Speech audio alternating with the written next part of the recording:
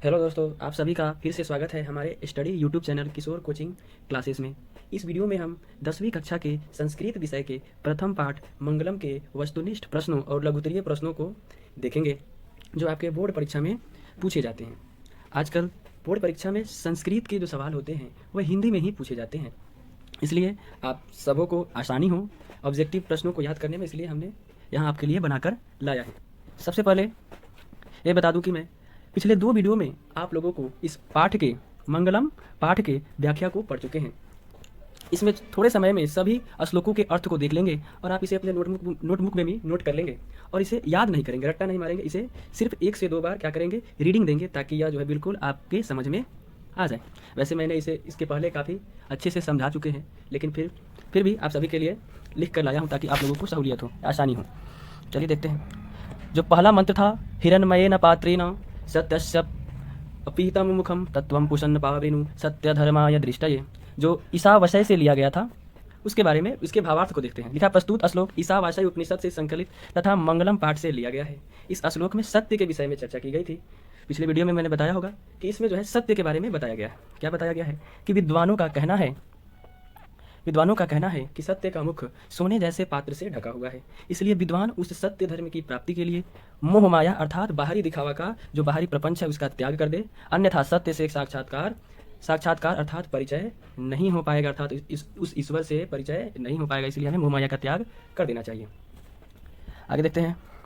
अगला जो मंत्र था, अनुरणीयान महतो मह्यान आत्मास्य जंतो निरहितो गुहायाम तम क्रतु पश्यति वित्तशोको धातु प्रसादात महिमात्मना। यह जो मंत्र था वह कठोपनिषद से लिया गया था। इसके बारे में डिटेल व्याख्या हम लोग पहले पढ़ चुके हैं। लिखा हुआ, प्रस्तुत श्लोक कठोपनिषद से संकलित तथा मंगलम पाठ से लिया गया है। इस श्लोक में आत्मा के विषय में बताया गया है। किसके विषय में? आत्मा के विषय में।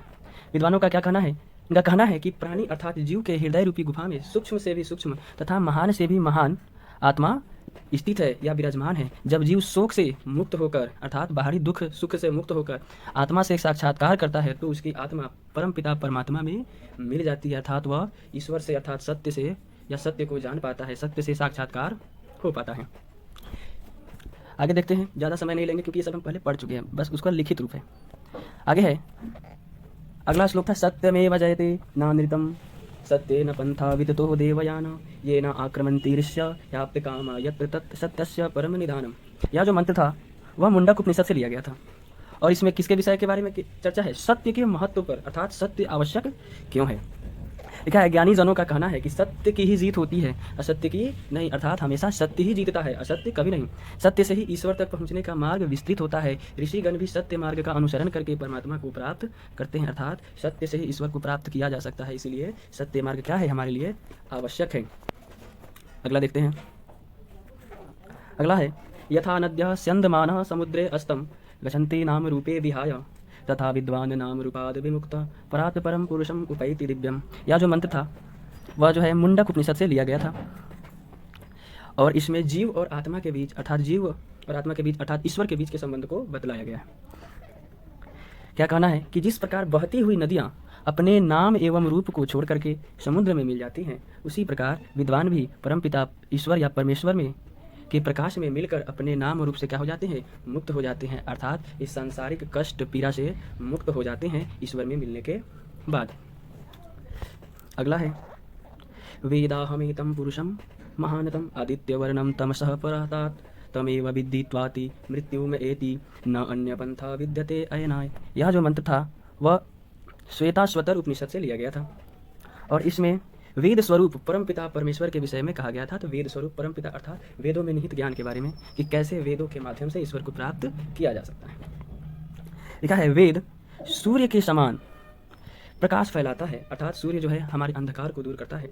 विद्वान उसी महान वेद रूप ब्रह्म को ध्यान करके मृत्यु पर विजय प्राप्त करते हैं, अर्थात विद्वान भी वेदों में निहित ज्ञान को जान करके मृत्यु पर विजय प्राप्त करते हैं। इसके अलावा अन्य कोई मार्ग नहीं है। ये 5 श्लोक जो है आप अपने नोटबुक में लिख लेंगे और 1 से 2 बार इसे जरूर रीडिंग देंगे ताकि आप सबों को यह 5 श्लोक जो है पूर्णतः समझ में आ जाए। अब आगे चलते हैं वस्तुनिष्ठ प्रश्नों की तरफ। मैंने पहले ही बताया कि वस्तुनिष्ठ प्रश्न जो है आजकल हिंदी में पूछे जाते हैं। पहला है, सत्यमेव जयते किस उपनिषद से संकलित है? तो यह मंत्र कहाँ से लिया गया था? हमने पढ़ा था, तो वह मुंडक उपनिषद से लिया गया था। अगला है किसकी जीत नहीं होती, हमने पढ़ा था सत्यमेव जयते न नृतम, अर्थात अनृतम की जीत नहीं होती, अर्थात अनृतम का अर्थ क्या होता है, मिथ्या या असत्य, अर्थात असत्य की कभी जीत नहीं होती है। अगला है छोटा से भी छोटा और महान से भी महान क्या है, तो हमने पढ़ा था कौन है, तो वो आत्मा है। अगला है नदियाँ समुद्र में कैसे मिलती हैं, तो कैसे मिलती हैं, नाम और रूप को छोड़ करके।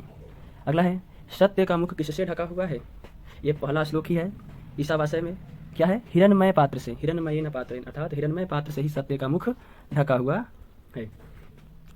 अगला है सत्यमेव जयते, किस उपनिषद का मंत्र है, ये तो ऊपर भी था, तो किस उपनिषद का यह मंत्र था, तो हम लोग पढ़े थे मुंडक उपनिषद का यह मंत्र है। अगला है मंगलम पाठ में कितने मंत्र हैं, तो टोटल मंत्रों की संख्या कितनी है, इसमें 5 है, और उपनिषद कितने हैं, तो इसमें 4 उपनिषदों का वर्णन है। वैसे उपनिषदों की संख्या 108 होती है, लेकिन यहाँ 4 उपनिषदों से 5 मंत्रों को लिया गया है।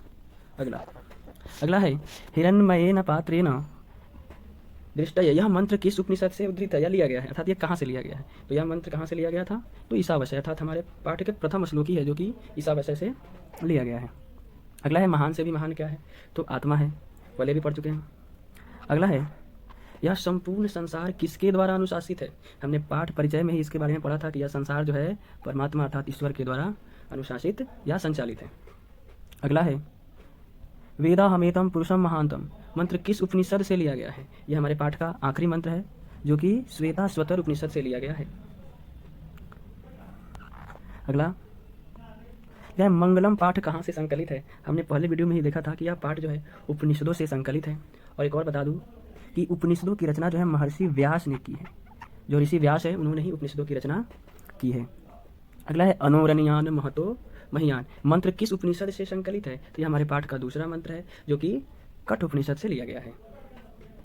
अगला है नदियाँ नाम और रूप को छोड़कर किस में मिलती है, तो हमने क्या पढ़ा था कि वह समुद्र में मिल जाती हैं।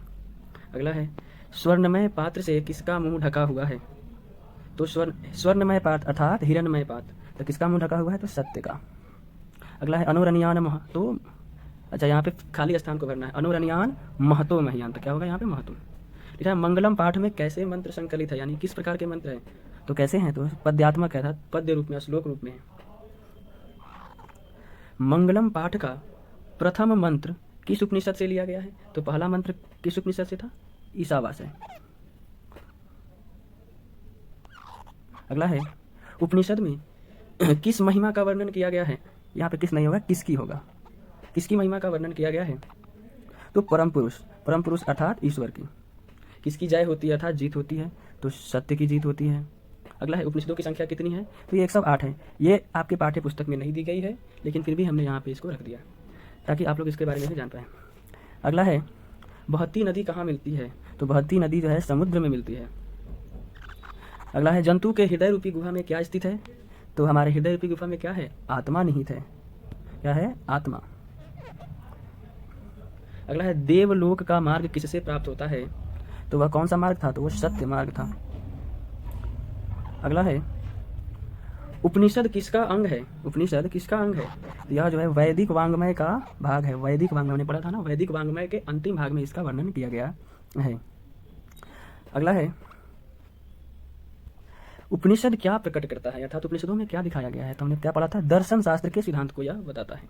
अगला है ब्रह्म को प्राप्त करने के विषय में बताया गया है, अर्थात किस में बताया गया है, तो मुंडक उपनिषद में बताया गया है। अगला है सत्य का खजाना कहाँ है, तो देवलोक में है। सत्य से क्या प्राप्त होता है, तो देवलोक प्राप्त होता है। आत्मा के गूढ़ रहस्य की किस में व्याख्या की गई है, तो आत्मा के बारे में किस में वर्णन है, तो वो कठोपनिषद में वर्णन है, कठोपनिषद अर्थात कठोपनिषद। अगला है